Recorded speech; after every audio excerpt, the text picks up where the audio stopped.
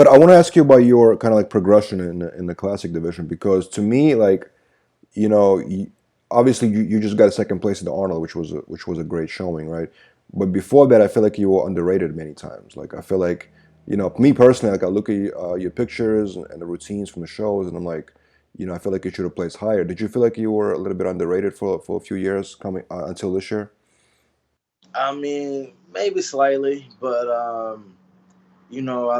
I think a couple of Olympias I could have been a little bit higher, but it is what it is, and you know, I think that now where I am now, I think definitely I'm is where I need to be. I think I'm really excited to see how these next few shows go. And it's funny how I've been kind of like pro wise. I've been like I see a lot of times with photos they put me in a lot of guys like competitors. I may have placed sixth or ninth at a lot of these shows, but they compare me to a lot of the top guys for whatever reason. And I think it's a mixture. I think a lot of it had to do with the way I pose, me being able to um, elevate myself to those guys just because I presented myself so well. Yeah, yeah. But now I'm finally getting the placing to kind of match up with the hype, so it's really really cool. It took some time. I've been a pro for 6 years now, but it's coming into fruition. hmm I want to get your opinion on classic division in general and where it's heading to, because you had Breon Ainsley running, like, ruling the division for a few years, right? And he was considered to be the pinnacle of what that physique should look like. Then Chris Bumstead defeated him last year, and suddenly people say, well, he's more classic. He has a more classic look, right? Yeah. So for you trying to get to the number one spot, I mean, do you know like what exactly is going to be the requirement of the look going forward? You know what I mean? Like what's going to be the actual ideal look for the classic? Ideal look. Honestly, man, I think the ideal look is whoever brings the best package that day. Um, in my opinion, I think that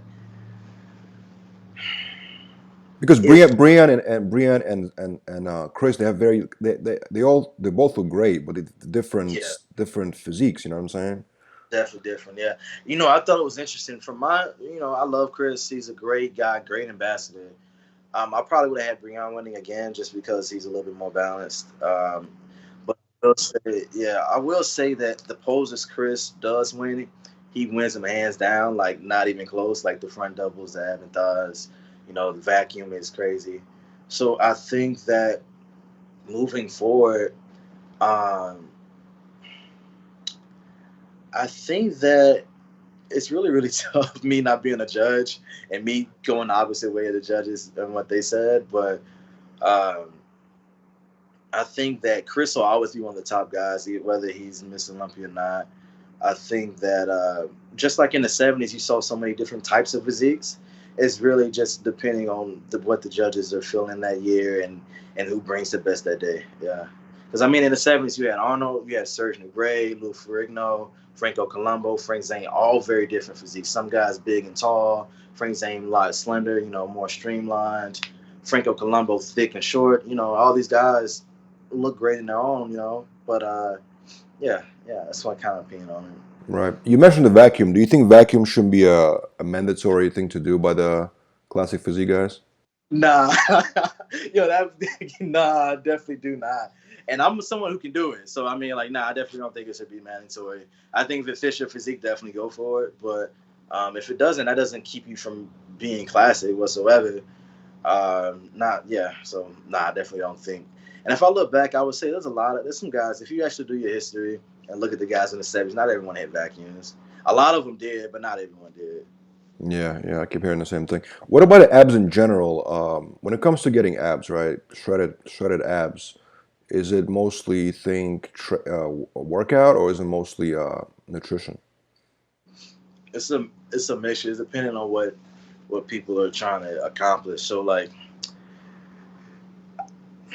if there's some guys who have body fat, if you're just trying to see ass, most of the time, for most people, it's just a body fat thing. But I do have some people that I work with that actually need to train abs, like they've never played any sports in school, and they just don't have that development whatsoever.